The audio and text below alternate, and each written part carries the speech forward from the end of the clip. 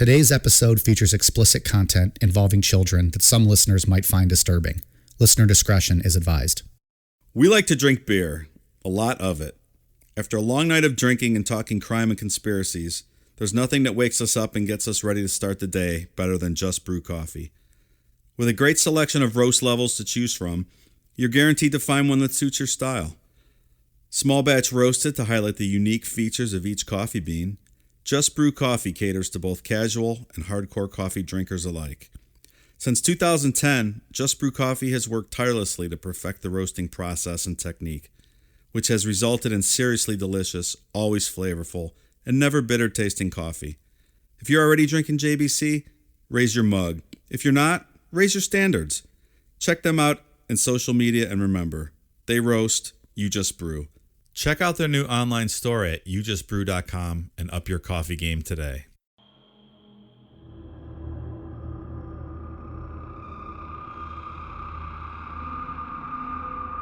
Today we discuss legendary serial killer Ed Kemper, who murdered numerous people in the 1960s and 70s, most notably by picking up hitchhikers. Ed had a preference for young females, and after brutally murdering his victims, he'd use their corpses for sexual gratification. The real question is, how did a 6'9" man who once referred to himself as Old Bumblebutt manage to convince so many young women to get in a car with him? I'm Mike. I'm Ian. And I'm Dave. If you thought a woman's head needed to be attached to her body to engage in oral copulation, stick around. You're dead wrong. This is Necronomipod. It was getting easier to do. I was getting better at it. I was getting less detectable. I started flaunting that invisibility, severing a human head, 2 of them, at night in front of my mother's residence, with her at home, my neighbors at home upstairs, their picture window open, the curtains open, 11 o'clock at night, the lights are on. All they have to do is walk by, look out, and I've had it. Why did you keep the heads? Why did you cut them off, and why did you keep them? Something out of my childhood. I could put it on an incident. I mean, my father chopping the heads off of our 2 pet chickens and my mother insisting that I eat them for dinner. We could say it was something that simple.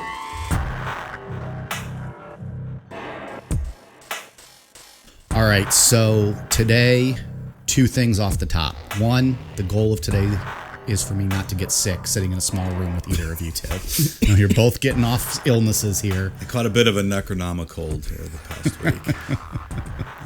And you had your own thing going on. Yeah, I had pneumonia. Oh boy. So if my voice sounds terrible, that's why. We're not gonna label that necronomonia. We're in a bit of a toxic fucking germ factor. Yeah. So if I can get out of this episode and still be healthy tomorrow, it's a win. Second thing is, Dave, I believe you have a bit of a correction to make following up on last week's episode. Yeah, I'd like to issue a bit of a retraction.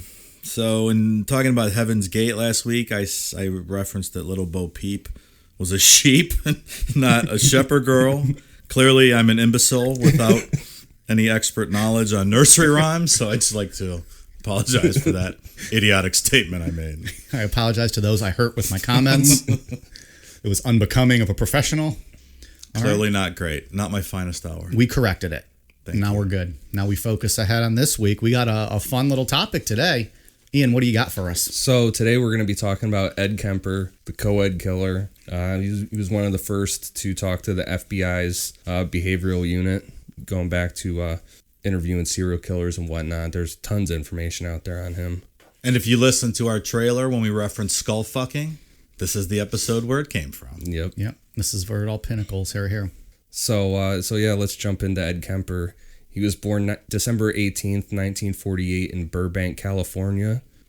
During his childhood, he was physically and emotionally abused by his alcoholic mother, Clarnell, who was divorced from his father. Clarnell. It's difficult to say. Just the name's scary in and of itself. It is a very stern name. I believe there is 0% chance that a woman named Clarell will blow you. That's just my opinion. Well, that's Clarell. Her name's Clarnell. Clarnell. I don't want you to have to issue another formal apology next week for messing up old Clarnell's name. No blowjobs or blumpkins from Clarnell, we can confirm. She's no Olivia Wilde, folks. Before divorce, Ed was really close with his father, And after the divorce, his mother grew to hate Ed, and it's thought to be because he looked a lot like his father, but it's not really said why. And she would just take it out on him and kind of look at him with disdain, like she would treat him like an ex-husband almost. Like basically just say like, you're just like your father kind of thing. You think that's common? Like for women to hate their son because they remind them and look like their ex-husband? I don't think so. Yeah. To hate their kids, you think? I don't know. I'm just wondering aloud here. Maybe.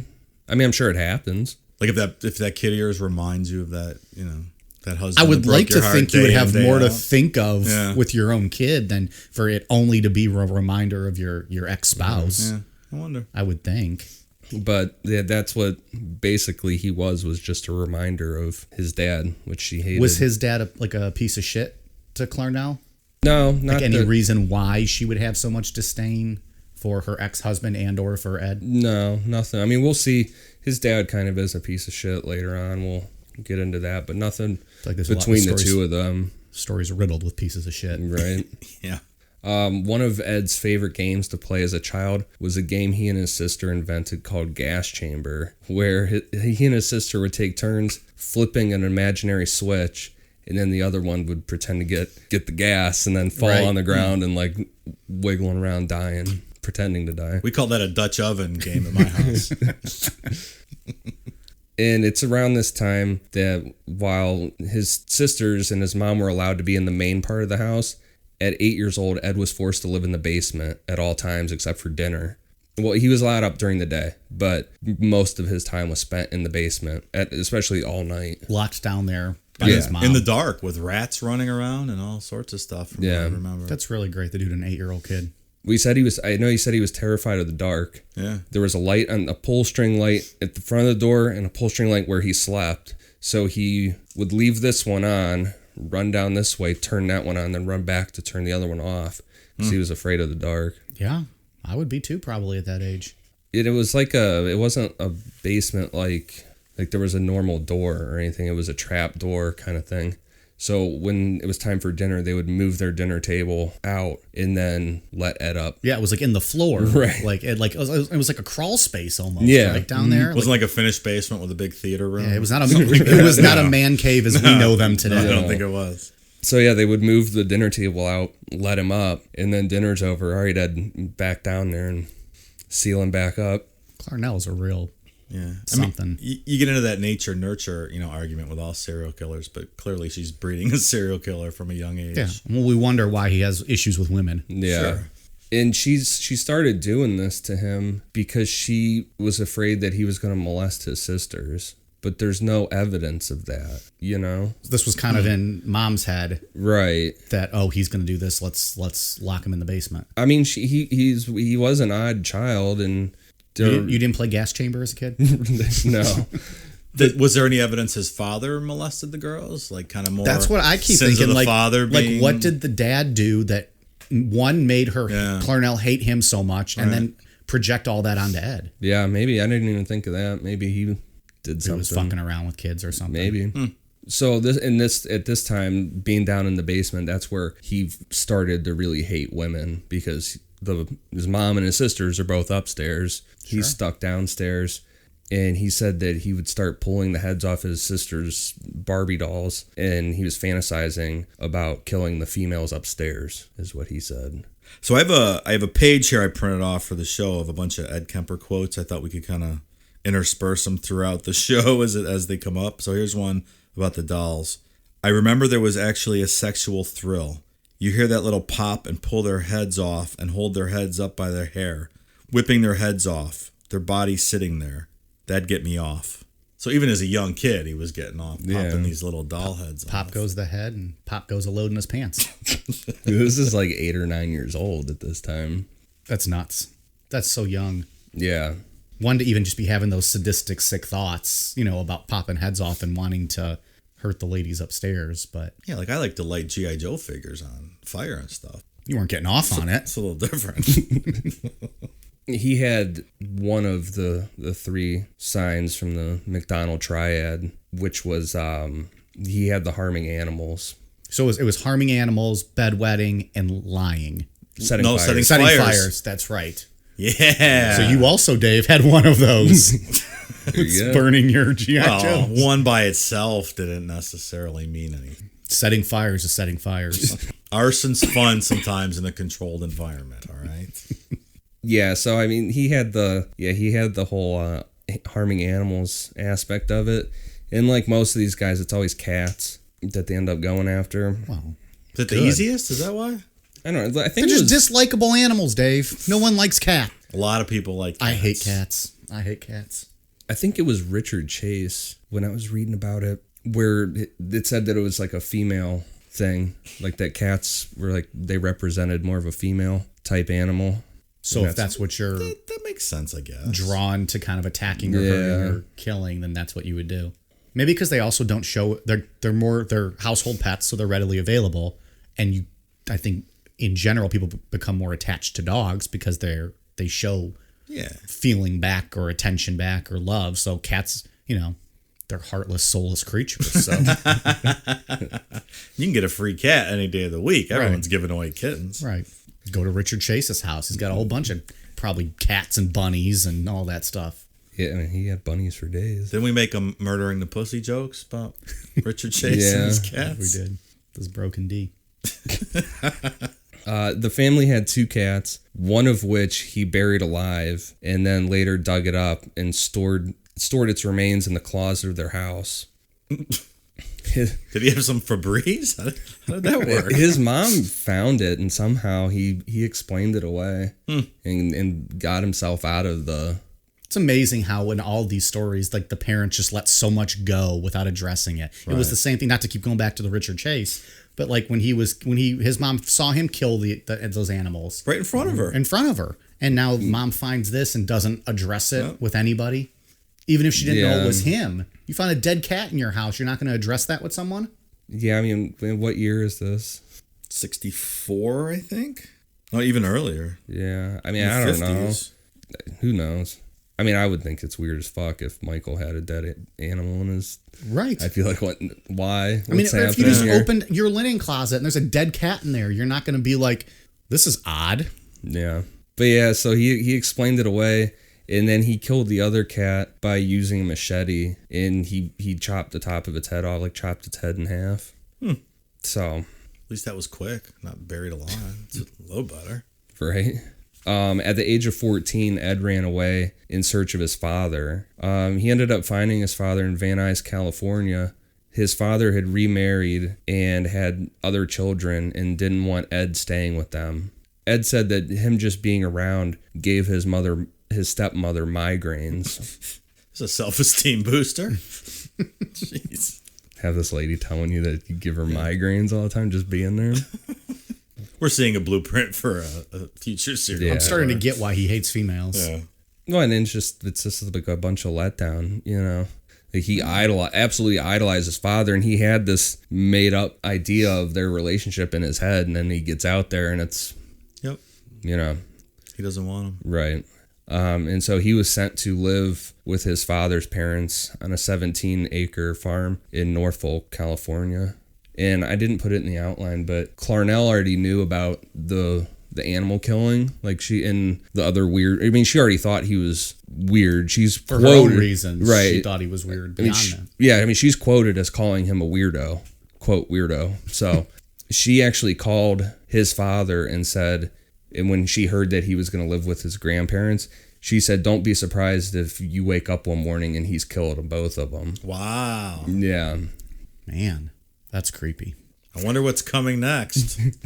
So, and then going back to what we were kind of talking about earlier with the issues between Ed's mom and dad, like we were saying, it's not really said, but Ed's father described being with Clarnell was scarier than suicide missions he carried out while he was enlisted during war. The love of a good woman. How terrifying was this lady? I know. Like I said, 0 chance. Yeah. Yeah, I mean, you got to be a pretty terrifying woman to... Yeah. This guy doesn't get PTSD from war, he gets PTSD from his marriage with her. Right. Wakes up in the middle of the night screaming in a cold sweat. So Ed showing up there, looking to get away from Clarnell, to be rejected by his dad is a huge self-esteem, a hit to his self-esteem. Yeah. He has love from nowhere. Right, and especially his dad. I mean, his dad knew how bad it was living with her. Right. You know, Clearly. I mean, I guess you could say that he sent him with his, instead of sending him back, he sent him with his grandparents. Did maybe the next best thing for him. Yeah. Ed got along with his grandfather really well, but didn't get along with his grandmother. No, you don't say. They said his grandma was a very strict disciplinarian. So She was just like Clarnell, I think. yeah, Are there any nice women in the story? no, not in Ed's life. All just very stern, strict women. And because it was typical then, like young boys being in Boy Scouts and stuff, they bought him a .22 rifle for Christmas. Well, and they lived on a big farm too. Yeah. Right? So they probably did a lot of shooting and stuff. Right. And he used it for small game hunting. So Ed had been acting irresponsibly with the gun, with shooting animals that he wasn't supposed to be shooting and stuff like that. So he got it taken off of him, and he was pretty upset about that. And again, he's like 14, 15 here. Yeah. And his grandma used to take it with her when she went out of the house. And he's even quoted as saying, after everything, that, could you believe it? She took the gun. She didn't trust me with the gun. She would take it out and not trust me with it. Well, I sure hope she had her CCW.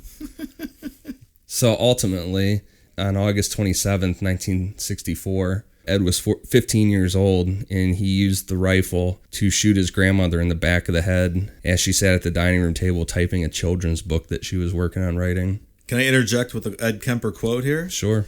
Quote, I just wanted to see how it felt to shoot Grandma. End quote. Yep. And then he grabbed his kitchen knife, stabbed her 3 times, and said that he claimed he wanted it to end quickly so she didn't suffer. The shooting her 3 times wouldn't have ended it quickly. Right. I mean, was she still alive after that? But that makes his quote about her not trusting him with the gun even more ridiculous, that he would say that after the fact. Like, I get the curiosity thing about wanting to kill someone, but Grandma? Well, she was mean to him. It was one too many strict women. It's the other thing I think that's interesting about this story as we're going to get through as we go on here is, I mean, the quotes this guy has are pretty amazing and funny and fantastic, like, in their own sense. And I mean, we'll talk about how smart he ends up being, but he's got some great quotes. They're like bits. Yeah. There was even an interview at one point. He has so many of them, I can't remember which one it is. But the interviewer was like interrupting him. He was like, "Hold on, buddy, you're gonna ruin the bit." Like, he's got this stuff planned out. Yeah. He sees all these interviews and documentaries and FBI profiling of him as just a chance to get his routine out there. Yeah, pretty much. But I mean, well, I guess we'll talk about that down the line. He just wants to be liked. Yeah. Yeah. A little love would have went a long way with this guy. And let me just make a clarification when I said I get the curiosity thing about wanting to kill someone. I mean, in the context of this story, not Little Bo Peep ruined personally. you. Little Bo Peep ruined you. You're going to be questioning everything you say Just now. want to make that clear. Mix that in with your burning G.I. Joes. Yeah. I have great. It starts. I have no curiosity to commit murder. 2 years from now, Mike and Ian are going to do the Necronomicon episode on Dave's ruthless Medina serial killer. All the signs were there, and Mike and Ian did jack shit about it. So Ed's grandfather wasn't home at the time. When his grandfather returned home, Ed said that they had a brief interaction where his grandfather waved to him outside as he pulled up in his truck. And Ed waited till his grandfather turned his back, and then he shot him and killed him immediately. And he said he did that because he didn't want his grandfather to find his grandmother dead. He seems to do a lot of this excuse stuff with not wanting somebody to find something. Yeah. So, like, he was afraid he was going to get in trouble, or in his mind, he didn't want his grandpa to be upset. He didn't want that his he grandpa lost. to be upset. Yeah, So so he maybe thought he might be protecting his grandpa. Yeah, like that was the one person that actually loved him, his grandfather. Well, and it he wanted to seemed like- protect him from this. Yeah. That's what I got out of it. Yeah. But he does it later on with the first 2 girls that he kills. Yeah. He kind of plays that game again with this whole, I didn't want her to, Right. I don't know. That's like this weird sympathy thing that he does. He likes to put himself in a good light and put a Well, positive spin on all this stuff. Well, yeah, if you listen to his stuff, nothing's ever his fault. Right. It's always... He's the victim. Yeah. But that being said, he's always very honest about everything in the sense of, Somewhat. I mean, does he lie about stuff? His stories change from time to time. Does it? I think it depends on who he's talking to and what well, reaction. if the bit didn't work out, he's got to change it a little bit to get a chuckle. Exactly. So this was the first time that Ed had a case of like extreme paranoia that he'll have later on down the road. But he immediately felt that the whole world knew what he had just done and that the police were going to be there any minute to come arrest him. But no one knows. They're in the middle of nowhere on a farm. But in his mind, he's automatically in trouble. Right. He eventually called his mom and told her what he did, and then he was arrested. And for killing his grandparents, he was committed to the Atascadero State Hospital for the criminally insane. You think when he called Clarnell, she was like, "You fucking weirdo. I knew you were going to kill your grandparents." Oh, great. It's one of those, I told you so. I told your father you'd murder your grandparents. So once Ed was checked into the hospital, he was diagnosed as a paranoid schizophrenic. At that time, that seemed to be like a blanket thing to diagnose people as, because he clearly was not schizophrenic. He was just a sociopath. Yeah. They probably didn't have much, evidence studying people like this. Right, yeah. Because we're still in the 50s, right? This is still the 50s, We're in maybe early 60s. 64 now? Yeah. Oh, early 60s now. Was that before or after Marilyn Monroe was killed? Or committed suicide? It was 62, as we corrected. Yeah, but it was just like for anybody that did something out of line violently and was sent to a hospital, it was like immediately schizophrenic. But given Ed's high IQ of 145 and his personality for wanting to be accepted by people and not be rejected. I mean, and 145 is genius level IQ. So yeah. This guy's a genius. Being institutionalized was like the perfect environment for him to figure everything out. He was considered a model inmate and was given special privileges. And this one's just kind of ridiculous, but I mean, who would have known? One of his privileges was that he was allowed to deliver tests and test results from office to office in the hospital. He's practically on the payroll. Yeah. But I mean, he's so smart. Yeah. He just starts to memorize this stuff. And he knows exactly what they want to hear. Right. Yeah. Genius. But that's what you'd expect from a sociopath with a 145 IQ. Yeah, so, I mean, that's a dangerous person. A sociopath that's that smart. Exactly. Yeah, and so mainly he was just memorizing what the results were that they were looking for and how to work the system. And you got to think, too, he already had the weird sexual stuff going on with, like, death. And now he's sitting there spending from 15 to 21 with rapists and other mentally, right. So he's learning from everybody and figuring out how to work this system. It's all just compounding. And at age of 21, he was released into the care of his mother. That's a good idea. And he was, at that time, he was full grown, 6'9", 280 pounds. I mean, this guy, he'd be like the perfect WrestleMania opponent for The Undertaker. Like just a big man with a personality that you could make just a monster heel. Yep. Like this is... He's a big dude. 6'9", 280. That's a big motherfucker. Yep. When he got out, he got his GED, and he really wanted to be a police officer, but he ended up taking a job with the California Highway Department. Can you imagine committing a crime and you see a 6'9", 290 cop coming at you? Well, they turned him down because he was too big. Yeah. They say he was just too big for the cars and everything. Running after Too people. much of a bumblebutt. Yeah. Couldn't pass the test, probably, the physical test. It'd have been like if Barney Fife was 6'9", 280. That would have been Ed Kemper. Well, and because he was trying to fit in and whatever, he bought a motorcycle. But because he's so big, he wrecked it, and then he bought another one, and then he wrecked that, and so that's when he used the settlement money to get the yellow 2-door 1969 Ford Galaxy. That he would ultimately do all his picking up all his hitchhikers in. Is there pictures of that car that you've seen? Sure we could find a Ford Galaxy picture. But Yeah. I don't know about if there was his. pictures of his. I'll look for him. We'll see. But can you imagine this huge dude in this tiny 2-door Ford It's Galaxy? comical. Much of this story is comical. If it wasn't for the fact that this guy ended up being a piece of shit murderer, this would be a hilarious sitcom. Yeah. A 6'9", like just bumblebutt, like just what the hell's the word I'm looking for? Klutz. Yeah. Yeah, I mean, if it didn't result in a bunch of people actually being killed. I mean, this is horrific stuff this guy does. Well, right. That's what I'm saying. If that didn't happen, it would have been great. It's hard to make jokes about it even. So as you can imagine, life with Clarnell wasn't any better than it was before. She was still berating him constantly. And at that time, she was on her third divorce. Men just love her. But she was working as a secretary at the new California University of Santa Cruz. Ed began giving female students and hitchhikers around campuses rides. His mom gave him a parking sticker to get onto campus. The nicest thing she ever did for him. Yeah, so she could come pick him up, or so he could come pick her up. He used that as a thing to reassure girls to get in the car with him, like, you know.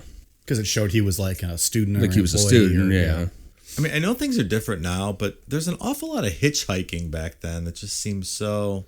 It was like the thing to do. Dangerous. Like. But even at that time, you know, up in the Northwest and the West Coast, there were, you know, the Zodiac Killer, and I mean, Ted Bundy was operating around that time. I mean, there were a lot of unsolved, you know, murders of young women like that. It just seems weird that they wouldn't be more reluctant to get into a car with strangers. Yeah, especially 6'9", 300-pound strangers. Yeah. I just can't imagine these girls getting in the car with this guy. But look at the whole Texas killing fields thing. There's like well over 30 murders that are unsolved, and I think it's all like hitchhikers and stuff through Texas. It's weird. I don't know. I guess it was a big thing to do back then. It just seems so risky. Hippies, man. Well, that's why if I see somebody hitchhiking like now, every once in a while you'll see somebody with their thumb out. I'm like, are you fucking kidding me? Like, isn't it crazy now you see a hitchhiker and you think they're the serial killer? But back then, the hitchhikers were always the victims. Why do hitchhikers get such a bad rap? I don't know. I don't know. That's weird. Don't get me wrong. I'm still not picking up a hitchhiker. Oh, absolutely not. So Ed used the hitchhikers to kind of figure out a way to interact with females. Because this is one of the first times in his life that he's interacting with females who don't hate his guts or belittling him or telling him what to do. So he had no social skills really, especially with women.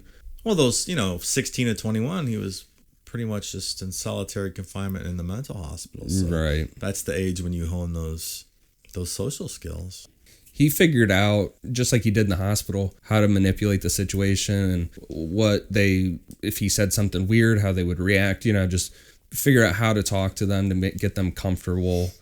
And he even went down to like how to dress, like certain glasses to wear. He's fine tuning the whole persona. Right. Yeah, figuring out what works and what doesn't. Yeah. He also learned quick that acting annoyed while being asked for a ride was a great way to get people to like drop their guard. Like if someone wanted a ride and he's like, I don't know how much time I got here or whatever. Because then that person probably feels like they're in control, like they're pressuring him for the ride. Right. He's not seeming overly excited and creeping on them to get him in. Exactly. Makes sense. Smart. And that was one of his big things that he did. He's evolving into a predator. And he would start doing small stuff. And like we were talking about when we did Richard Chase, you just see how far you can go. He started to kind of stray away from the route to take these women where they were going and see how they would react or how many of them would notice that they were actually going the wrong way. Just testing the limits, seeing what he can get away with. Almost like making a game of it, but also like learning what he can do. Right. And then he started carrying a .22 handgun with him eventually. Between this time too, it's not like he just did this every once in a while. He was taking like hundreds of hitchhikers around at this time. So was he picking up guys too? No, only women. Only women. Yeah. It was only like petite. Pretty much the women that his mom said would never have the time of day for him. And then, of course, this is obviously testing the limits, pushing, seeing how far he can go. This is obviously building to something bigger and greater, which we'll get into next. Today's episode of Necronomipod is brought to you by Beardology. There are a lot of imitators out there, but there's only one place I buy my beard oil.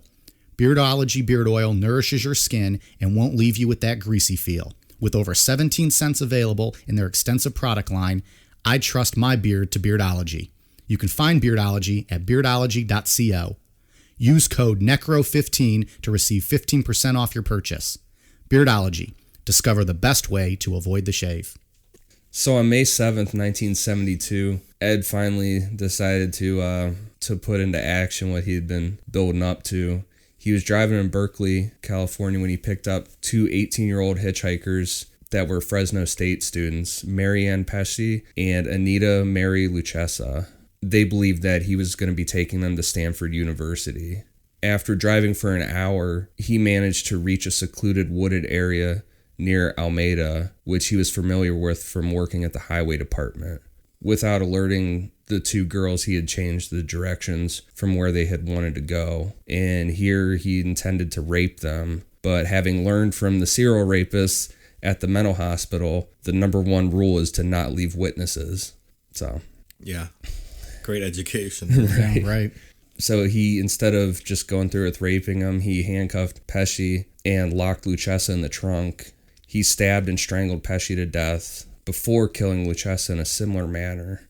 In his confession, he said that while he was handcuffing Pesci, he brushed the back of his hand against one of her breasts and said it embarrassed him. And then he said that he even said, "Whoops, I'm sorry." I'm sorry I touched your breast. I'm going to finish killing you now, if you don't mind. Yeah, and then in the interview I was watching too, he said he didn't want to touch her breast again, so he stabbed her in the stomach instead of the chest. And he said, "I'm sure it hurt her a lot worse to stab her in the stomach, but I didn't want to touch her breast again." So he preserved her modesty, though. That's what I mean with this weird sympathy kind of thing. Well, yeah, he's trying to be the hero. He's a gentleman. It's not his fault. He's a victim. It's like, no, you're not a gentleman. You just fucking killed this girl. Right. Yeah, the whole politeness thing is very strange. Yeah, it's a weird aspect to it. Well, the somewhat politeness, I guess. Well, as polite as you can be as you're stabbing someone Right. in the stomach and raping them. And he went back around and let Lucchesa out of the trunk, and she asked what happened to my friend, and he said, "Your friend wasn't listening to me. I broke her nose," because she saw blood on him. And he said, "I broke her nose, come check on her." And then he strangled and stabbed her. wow. And then he put both of their bodies in the trunk of his car and returned home to his apartment. And he was stopped on the way by a police officer for having a broken tail light, but the officer didn't suspect anything. Yeah, didn't check just anything. pulled him over for the taillight. Yeah. Another what if. Right. Yeah. And I know in another interview, Kemper said that if he would have actually looked anything, he was fully prepared to kill the cop right then and there. Sure. Yeah. He even suggested to the cop, right? You can look in the trunk if you want. Yeah, like Did he really? Like, oh yeah, this guy's very helpful. I don't need to check. right. Yeah. Well, again, kind of playing up like the way he would be annoyed if they asked him for a ride, like feed into like just like the normal, Yeah. what you think people would expect a normal person to be like. Right. If you have nothing to hide, Yep. Yeah. look in the trunk. So he took, and at that time he was living with a roommate in an apartment. He took the bodies back to his apartment while his roommate wasn't home, where he took some Polaroid photographs of them, had sexual intercourses with the bodies, and then dismembered them in the bathtub using an axe. So I'd like to interject another quote here. So Ed said he kept the heads around for a while, and one day he was staring at it and somehow fell onto the floor, making a huge bang. So Ed said the neighbor downstairs hates my guts. I'm always making noise late at night. He gets a broom and whacks on the ceiling. I'd say, "Sorry, buddy. Sorry, I must have dropped my head." That would bring me out of the depression. This guy He's cracking is a himself up. maniac. He's cracking himself up with this sadistic shit. But could you imagine just being the guy downstairs and hearing him going, "Sorry, I dropped my head," and you're thinking like, "Fucking asshole," whatever. Right. And here he really did drop a head. How about crazy. the roommate? Imagine you're the roommate of this fucking guy. Yeah. I'd love to hear some of those stories. Can we get that guy on our podcast? Right. It's probably like those girls that lived with Richard Chase. Exactly. They're probably like, fuck. We keep going back to that episode. Check it out. It's in our archives. Eventually, he bagged up their body parts into plastic bags, and he abandoned them near Loma Prieta Mountain. Hopefully I'm saying that right. Before disposing of, because like you said, Dave, he kept the heads around for a while.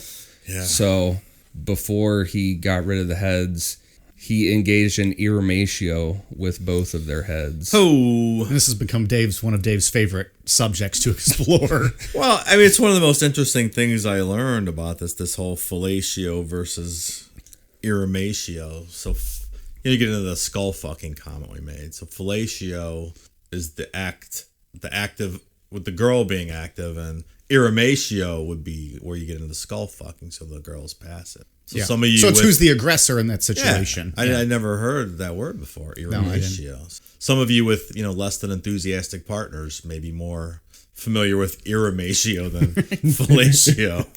Necronomipod, come for the serial killer, stay for the sex ed. Yeah. Yep. Do you think that? How do you think it would be with Olivia Wilde, Dave? I think. I mean, you might be a little excited, so it might turn into irrematio. Well, but her Blumpkin was clearly fellatio on her part that we covered. Only you saw it.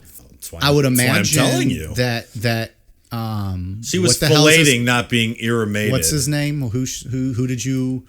Jason Sudeikis. Jason Sudeikis. I mean, I guess you could be sitting on a toilet and moving up and down, kind of being the aggressor. It's kind of odd, but all right. Yeah, definitely very enthusiastic, Olivia Wilde. Okay, good to know. So yeah, he and let's just clarify, that was from our remote viewing experiment, not from my personal carnal knowledge. Well, it's from our remote viewing experience, which was in the Art Bell episode, if Yeah. I'm not mistaken. So go back and listen to that one if you haven't heard the Art Bell episode. Great episode. Very fascinating. Great Blumpkin. So after he was done doing all that with the severed heads, he disposed of them as well. In August, Pesci's skull was found on that mountain, and after a long search, the rest of Pesci's remains or any trace of Lucchesa, they were never found. Ugh. I mean, we make jokes, but this is a vile, horrific story. Oh, it's terrible. You just have to joke about it to even get through it, but I mean, this is awful. I mean, it's fun. It's interesting to talk like in the abstract, but if you sit there and think about what, like having fucking severed heads like on your shelf. Oh, I know. Yeah. Because they're not going to be like it's crazy. It's not going to be like just look like your head. It's going to be like fucking decaying. Yes. And all purple or But whatever. well, obviously he didn't mind that though. Well, no, he but didn't I'm just care. But yeah, saying. how long do you keep that around? And then maybe do you keep them around until you're disgusted by them? Then you throw them out. And you're like, oh, time to get a new one. Yeah, maybe. That's Like- what I mean. Like in between this 4 months, how long did that satisfy me?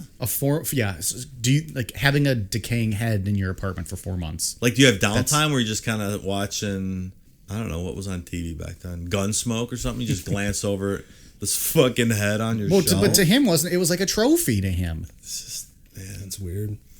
It's just crazy. So yeah, I mean, who knows what he was up to for those 4 months? Nothing good, man. No. Nothing good. But on the evening of September 14th, 1972, Ed picked up 15-year-old Korean dance student Aiko Koo. She had decided to hitchhike to dance class after missing her bus. I mean, all these victims are sad, but that's just even like... one, she's 15. Two, she's just trying to get to class and missed her bus. He drove her to a remote area, pulled his gun on her, and he didn't say he was going to kill her. He said that he was going to kill himself and wanted somebody to watch it. But still, she was completely terrified. And he got out of the car to go around, and he ended up locking his keys and his gun inside the car. So he's completely fucked at this point. Right. She's in there with all the weapons and has him locked out. But she was so terrified, he ended up talking her into letting him back in the car. Which is just nuts. That's crazy. I mean, I understand she's a kid. Yeah. She's a kid, and she's scared, but... Because he didn't know, or I'm trying to put myself in her shoes a little bit and thinking, all right, this guy's saying he wants to kill himself. He's not saying he's going to hurt me, you know. And at the same time, she doesn't know where she is. Right. She's a kid. Right. There's no cell phones. She needs to get home somehow. And she's a really petite, small little girl, and then you got this 6'9", 300-pound dude. Yeah, fucking Shrek over here. So she didn't blast him through the window like she probably But then should even have. if she did, what would she do? In a remote area, she can't drive. She might not even know how to turn a car on. Yeah, that's true too. Yeah. Just, terrible situation. So once he ended up talking her into letting him back in the car, he choked her unconscious, he raped her, and then killed her. Right there, like as soon as he got back in the car, it just happened. Just did it. And he packed her body into the trunk of his car. And he even was just bold enough with it that he stopped by a nearby bar and had a couple of beers before he went home. The cop bar, because he liked to hang out at a cop bar. Yeah, it's called the Jury Room, I think. Hey, what kind of control does it take to kill a kid like that and then go sit down and have a few drinks at a cop bar? Like, isn't your adrenaline... I mean... Maybe that's why he had to go get a drink. Maybe he was, like, even just getting pulled over and given a speeding ticket gives me, a decent amount of adrenaline. But to go murder someone like that and just go sit down and have a few cocktails. And be able to maintain composure. Unimaginable. Yeah, exactly. I think he's like the most extreme version of a sociopath of any of these the big serial killers. I think maybe it has something to do with how high his IQ is. And so, do you think is he playing himself still up to be the victim at this time? I think he's just a completely hollow person. He has pity for himself because he's been treated bad his whole life, and he has no real emotional feelings towards women. That's probably a good part of it. So he's going to go, it's nothing to him. Have self-pity and drink beer. And I don't think he feels anything at all. You don't think he has any of that? No feeling making at all. himself a victim, I mean. At this point. But I mean, I don't think he would even know what it felt like to even be sad. I think it's all manufactured. Well, I don't mean sad in the killings, though. I mean just again, I'm the victim. Right. Nothing goes my way. Yeah. You don't even necessarily think he was. I think it's all just a manipulation game. I don't really think there's any substance to him at all, as far as what would make up a normal person. I think you're right, because a normal person can't do that. No, or even bar like that.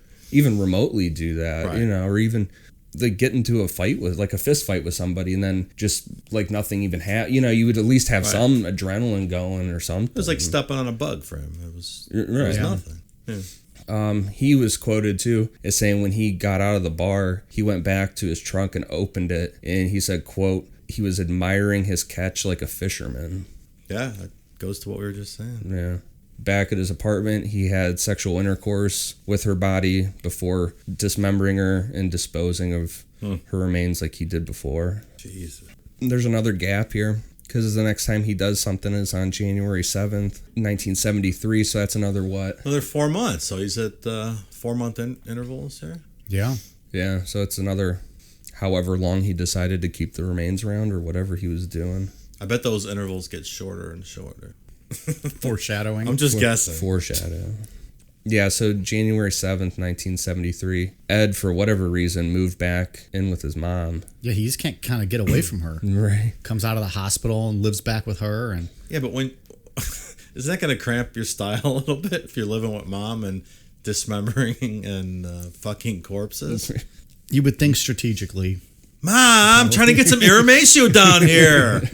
Ma! Can't you see the sock on the doorknob?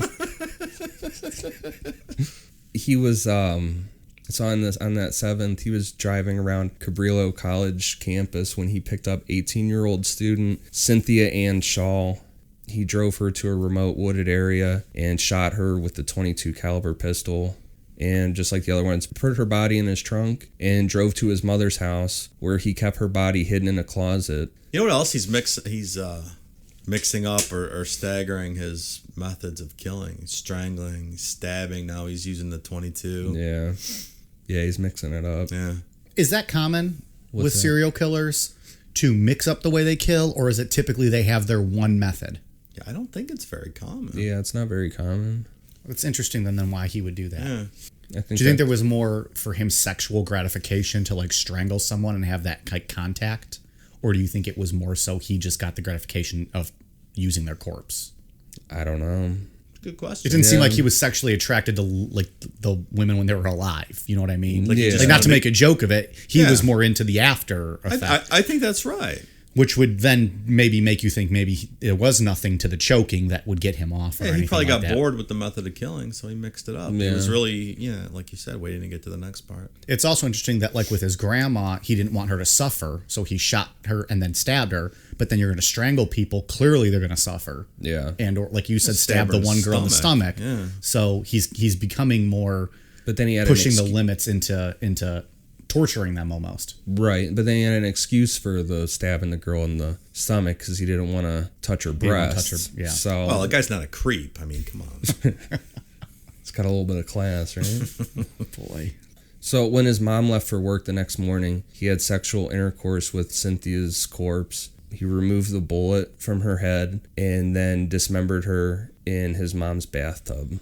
And it's an interesting thing, too. I didn't know before, or I didn't have in the outline, but every time he shot one person, he took the bullet out of their head for whatever reason. Well, so they didn't couldn't identify, right? If they I don't found, know if they that didn't- was it or... They would know what kind of bullet it was, what kind of gun was used. Right. Yeah, probably. Yeah, because there's quotes of him saying that he used to watch police shows and stuff and talk to all the police to get... The 1960s version of Cops and Live PD or whatever that show is. Law and Order was probably on back then, right? That show has been on forever. Like with the other ones, he kept her severed head for several days.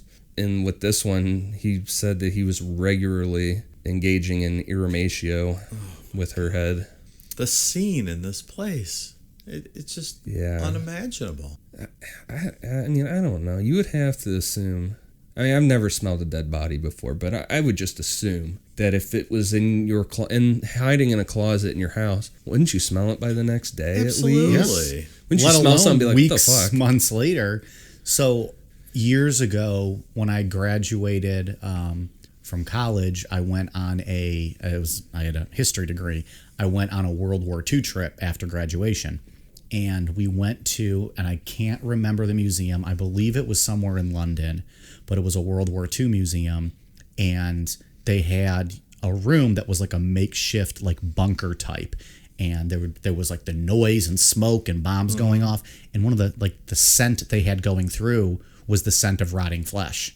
Really? And it wasn't very strong. It was very faint, but it was sickening. Like it was not pleasant, and let alone having this be strong and in your room. But I just always remember that because I remember thinking like this is terrible. That's interesting. And let alone putting your cock in it. Right. Yeah.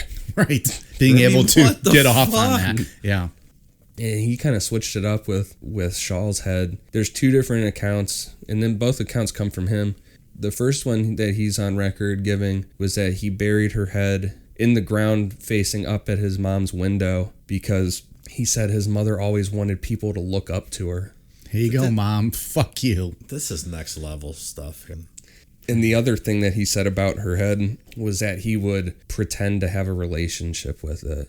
Like he would lay there at night and pretend like he was talking to her head while it was buried out in the yard. And I don't know. I feel like the first one, the always looking up at her thing, is more along his style with this like Tonight Show bit jokes kind of thing. I feel like the other one was him like maybe trying to freak whoever he was talking to out, like get that. With what? With like having the relationship? Yeah. With them? So you don't think he actually was doing that? If I had to guess, I would say probably not. Do you like think he was ever having the corpse like in bed with him and acting like it was like his wife, like having like a relationship? Well, no, he said that what he was saying was that he buried the head, and then when he would be laying in his own bed, he would like be pretending like he and the head were having a conversation. So the head's in the ground, Right? Sure. Yeah. Okay, that makes sense. But I think that was just. I mean, it doesn't make sense at all, but I understand what you're saying. Yeah, I think that was just a play up to whoever he was talking to at the time. What my question was though is like he's always wanted to be liked and have friends and to be accepted by women. Do you think did he ever actually play up like a relationship with these corpses that were there, or were they merely just kind of hacked up? He would fuck them and then get rid of their parts. Who knows? Maybe. Yeah, I mean, That's all I just did. Yeah, We might not ever know that, but right. It's interesting you mentioned Tonight Show bit because he was born in Burbank. There, I just remember where Johnny Carr, used to film the Tonight Right. Show. He missed his calling, maybe. He discarded the rest of her remains by throwing them off a cliff. And over the course of the following weeks, everything but her head was found. The police they were quoted as saying that it was pieced together like a macabre jigsaw puzzle. that's pretty wild. Yeah. Fucked up. Yeah, and they had determined that he had cut her into pieces with a power saw. Oh gosh. So, and it's getting a little closer, like you said, Dave. He doesn't wait very long this time. On February 5th, 1973. Which was a month later. Yeah. Yeah. But that night he had a heated argument with his mom, and he just left the house in search of possible victims. Okay, so at this point, what girls are still getting in a fucking car? I think the sticker. The sticker is the biggest thing, because I guess that and whatever kind of personality he was presenting. Well, because they said too, like the girls would be like, "Oh, do you hear about this guy going around?" And Right, as he was driving them, he'd be Right. talking about and he'd be like, himself, "Oh, what do you yeah. think a guy like that looks like or talks like?" And he would be molding, you know, what they would think. But I really do. I think it was that sticker. I get that, but anyone can get a fucking bumper sticker. It's just ridiculous. But and it's the hippie era. I guess everybody's a lot more freer with. There's fucking corpses floating up everywhere. I don't get it. But yeah, different time. But and then the other thing too that I just thought of is that the universities told people only get in cars with people that had stickers. So that's what they're being told. That's terrible thing. Yeah, it's not quite responsible. So on the 5th, he encountered 23-year-old Rosalind Heather Thorpe and 20-year-old Alice Helen Liu on the UCSC campus. According to Ed, Thorpe entered his car first, which reassured Liu to also enter.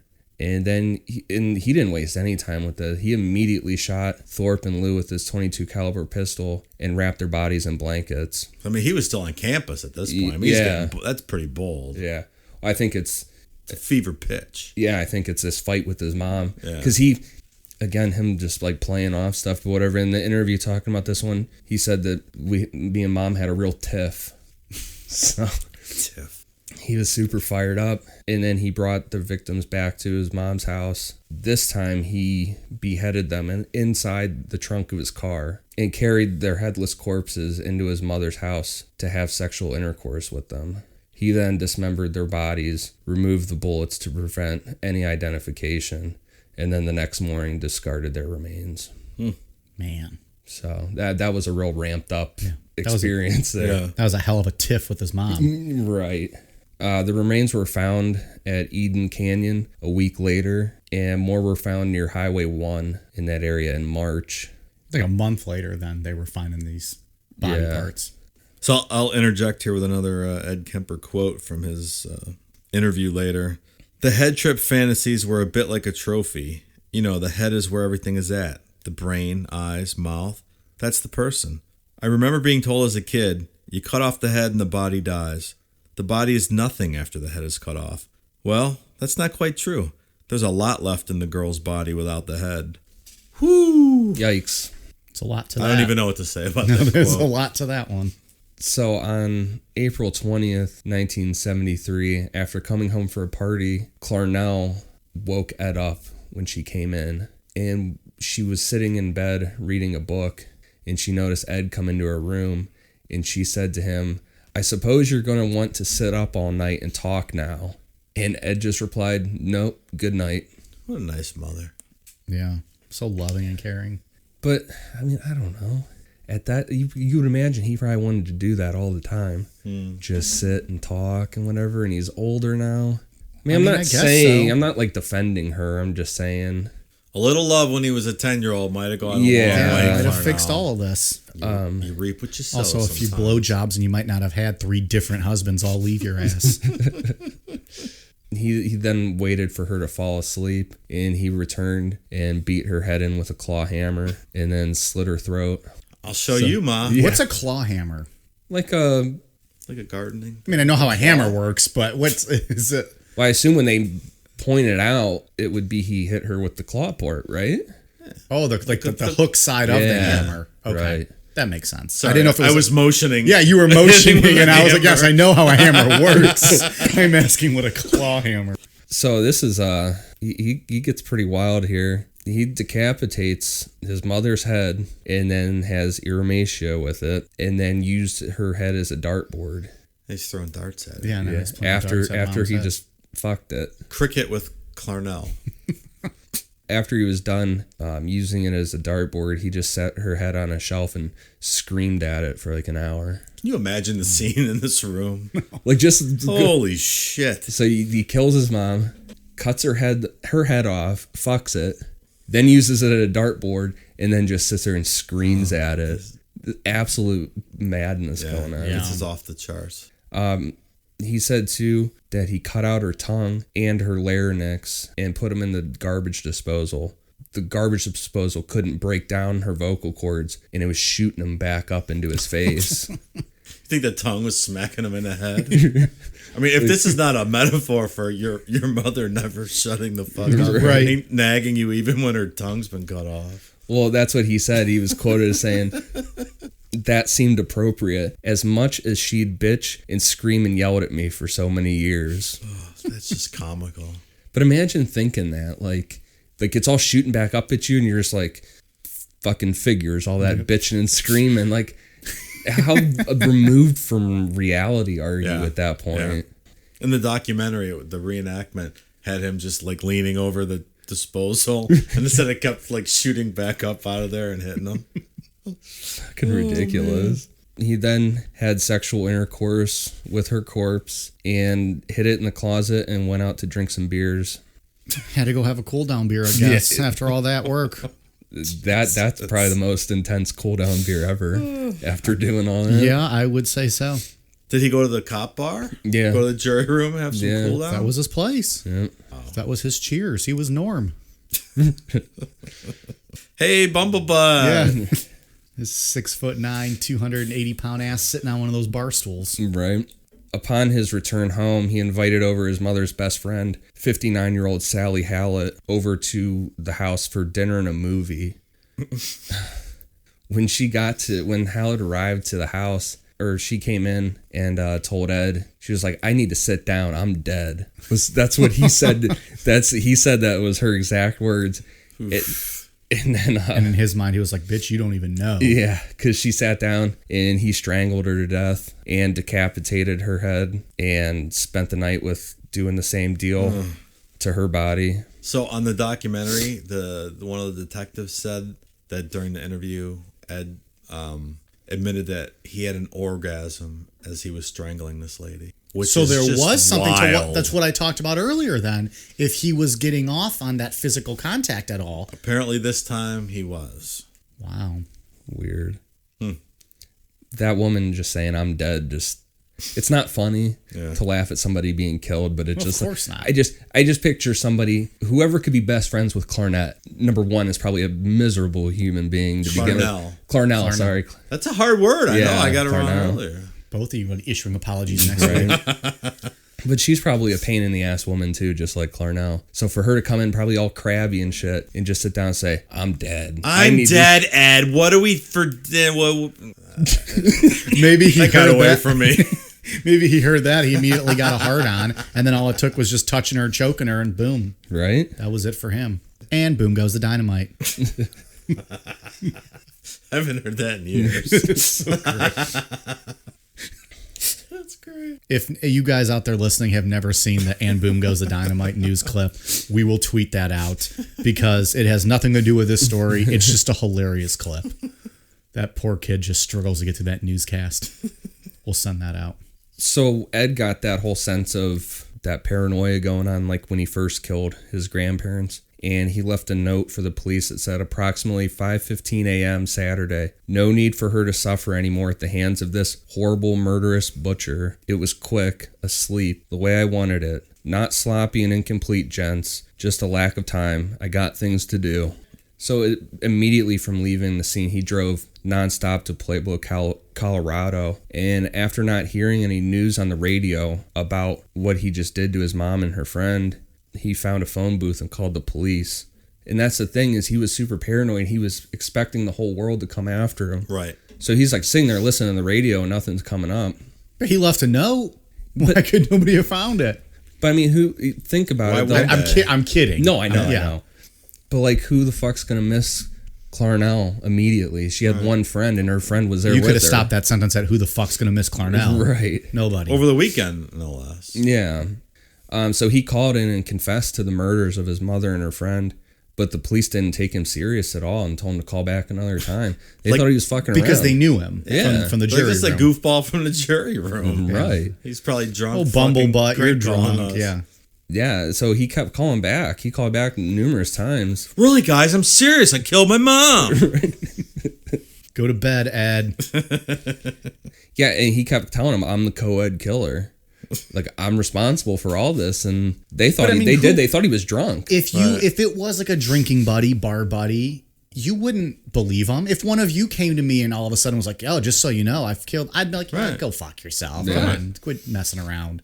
Like, you wouldn't necessarily believe that. Yeah, and he, so they eventually took him serious. They went out there and saw his note and what he'd done, and they drove out there and took him into custody. So let me interject here with another quote. So he ultimately confessed once they took him into custody. And here's a quote from his confession. The original purpose was gone. It wasn't serving any physical or real or emotional purpose. It was just a pure waste of time. Emotionally, I couldn't handle it much longer. Toward the end of there, I started feeling the folly of the whole damn thing. And at the point of near exhaustion, near collapse, I just said to hell with it and called it all off.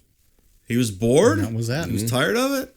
Well, but at the same time, he had also peaked, right? He killed his mom. Yeah, Which was what it was all about that's- the whole time anyway. That right? was it. I mean, what other...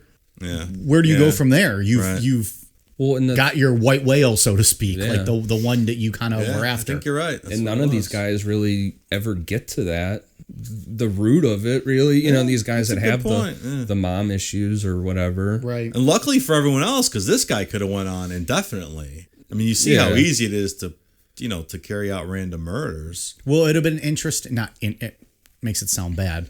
I wonder if because he was getting riskier and riskier, like killing those girls on the campus. Mm-hmm. At some point, he probably would have went over the edge and got himself in some trouble. Well, they always usually all of them hit that like berserker mode, right? Like Bundy had it towards the end where he did the Chi Omega thing, went down in Florida State, right? Just like rampaged through that whole place. Who knows? But like, yeah, I mean, like you said, he got to the final, right? The root of everything. Bundy never got. He just killed everybody that looked like his ex-girlfriend. Yeah. I don't know a lot about that story. We'll cover that. Yeah, we'll get into him. But yeah, so on November 8th, 1973, a 6-man, 6-woman jury took them 5 hours to declare Kemper sane and guilty on all counts. He asked for the death penalty, saying that he should be tortured to death, but instead he received 7 years to life for each count.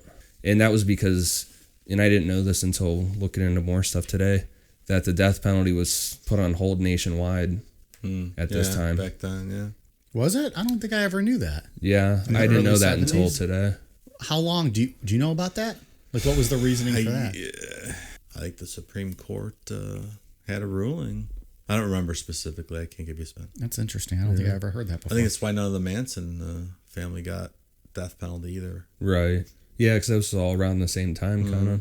So he ended up being incarcerated in the same prison block as Herbert Mullen and Charles Manson. You know, he was right in there with everybody. But Herbert Mullen was like he viewed him as like his nemesis. I don't know anything. What's Herbert Mullen's gimmick? So Herbert Mullen killed 13 people. He was doing it at the same time Ed Kemper was, but he was doing it because he was trying to prevent an earthquake that would completely destroy California. It worked. Well, that's the thing with people that kill for like those weird reasons. You can't ever say it didn't work. Disprove it. Exactly. He killed them all, so maybe it worked. How would killing people, and I don't mean we don't need to go down a whole Herbert Mullen thing. How would killing people prevent an earthquake? He was trying to save them from having to experience the damage of an earthquake? Or like a sacrifice? Yeah, to like the earthquake gods? Yeah, something like that. Hey, it worked. You can't question it. Okay. I have a Herbert Mullen quote from Ed. So Ed said it stuck in his craw that he got 8 out of 8 counts of first-degree murder, while Herbert got 2 out of 13. So Ed said, I guess it's kind of hilarious, me sitting here so self-righteously talking like that after what I've done. This guy. It's not funny, but it's funny. He hated him. He said he called him too. He said, quote, he's just a cold-blooded killer, killing everybody he saw for no good reason. And he was like his bitch in prison. Ed used to fuck with him. Yeah, he said that, this is another quote from Ed. He said that Mullen had a habit of singing and bothering people when people were trying to watch TV. So I threw water on him to shut him up. And then when he was a good boy, I'd give him peanuts. Herbie liked peanuts. That was effective because pretty soon he started asking permission to sing. So he basically trained him. It's called behavior modification treatment. Herbie liked peanuts. Can that be a Necronomicon shirt? It's It's like the fucking like Odd Couple or whatever in prison. Right. Yeah. He's singing all high pitched and shit while people are trying to watch TV. They're getting water thrown on him. Here, come have a peanut. Good boy. Calling him the cold blooded killer, but he also called him like a no class something too. Like, Right. like how could you possibly have disdain for this guy for killing people? Ed saw himself as a gentleman. Yeah, it's crazy. Kemper's still alive, and he's still among the general population in prison and considered a model prisoner. So he was born, what, 48? So he's 70 now? Yeah. 70, December of 48 he was born. Yep. And he was a model prisoner, right? All the guards loved him. He's very personable. Well, he's got experience with this, right? Being in an institution and being able to know what people like. Yeah. He had made a whole life out of knowing what makes people comfortable and uncomfortable. He's got the most of any serial killer recorded interviews with the FBI and stuff. I mean, there's hours upon hours of talk. Because he enjoyed doing it. He liked talking about it. Yeah, he loved it. So if you've never seen that Mindhunter show on Netflix, I would highly recommend you check that out because it's about the early profilers from the FBI in the early days of serial killer profiling. They actually coined the term serial killer. And they did a lot of extensive interviews with Ed Kemper, and it's kind of where they came up with the profile for people like Ed. And there's just hours and hours of interviews with Ed that are just frightening. And that's Mindhunters on Netflix. Mindhunter on Netflix. What's the name? Remind them of the documentary you watched that you've been referring to. It's called Kemper on Kemper. It's on Amazon. On Amazon for like a rental or something. Yeah, it's like $3. So if you want more on Ed, check those out. Yeah, just hours and hours of interviews with this guy. Yeah, it's unbelievable. Yeah, and then in addition to all the interview stuff, he has his job in prison. He made ceramic cups was one of his jobs, but his main job was narrating books for blind people, doing audiobooks back then. And he did over 5,000 hours of narration. Wow. Of books. He's a very well-spoken he's got an awesome voice. He's got an awesome voice. I remember you telling me he's got a good voice. Yeah. So. Yeah, I found the little clip that I was listening to of it. He's got this real professional, awesome voice for that. Yeah. Wasted talent. Yeah. He retired from those jobs in 2015 after he had a stroke and was declared medically disabled. And he got his first rule violation ever in 2016 for failing to provide a urine sample. Maybe he just didn't have to go. Yeah, I don't know. Who knows? Yeah, that one seems odd. Like maybe he was just not having a good day or something. Yeah, maybe he was just pissed off or something. Said, fuck it. Or pissed not. off. Dang. That's a good one, Ian. So he's still alive, huh? Yep. Maybe he'll be a fan of the podcast. We'll tweet it out to him. He's probably just at Ed Kemper on Twitter. At old Bumblebutt. Yeah, but his interviews with the FBI are crazy. They're really it's like the interesting. basis of serial killing or serial killer profile techniques for the whole FBI. In closing, we got anything else on Ed Kemper? Any other stories? Not comments? a great man. Not a great man. Not a good guy. No. As funny as some of his comments can be, it's, Yeah, when At you're the end of it, looking at him there's like always- this. It's just fucking vile. yeah. Right. I mean, there's stuff that you can laugh at and whatever, but yeah, at the end of it, he's a huge piece of shit. Is he well known? Like, is he up there like top Yeah, five? I'd Top say. 5 serial killers? Yeah, for sure. Yeah, I would think so. Yeah, but that's it. That's all I got on Ed. Okay. Dave, you got anything else for him? Nothing on Ed. I'm gonna have some shout outs for our social Let's media do it, followers. please. So on Instagram, Peas Morgan, thanks for the review. Chunky Animals, love that guy. On Twitter, Ice Bear Bella, Ed Batts, WD Taylor Jr., and Mommy Haynes on a review on iTunes. Thanks for the review. Don't forget to pick up your kids. And finally, Jake V, Alex and Maddie, and Jeff B. Thanks for your support. Yeah, we appreciate everybody that's helped reach out to us, let us know how much they love the show, or has helped spread the word in some way with a retweet or posting about us in any which way. We really appreciate it. We're a bit overwhelmed about how well this show has done in only the first month it's been around. So thank you for that. Ian, you got anything you want to plug? Nope. The only thing I want to say is that I apologize if I sounded like shit tonight. I know I was out of breath for a lot of this stuff, but hopefully next week I'll be back to normal. True professional. You powered right through it. No days off. I couldn't even tell. Mr. No Days Off himself. Yeah. All right. We are on Twitter at Necronomapod, Instagram, we are Necronomapod. We are also at Facebook.com/Necronomapod. We just set that up the last few weeks. So check us out on Facebook, give us a like, share us, whatever. I'm not a Facebook connoisseur, so whatever you can do on Facebook, go ahead and do it. Reach out to us, but hit us up there, Twitter and Instagram. Like I said, we appreciate the support. We love having conversations with you guys, hearing what you like and what you don't like. And if you have any recommendations for some topics you want us to cover, let us know. You never know. We might just choose one and get it on the schedule here. You guys ready for a cool down beer? Yes, sir. Cheers.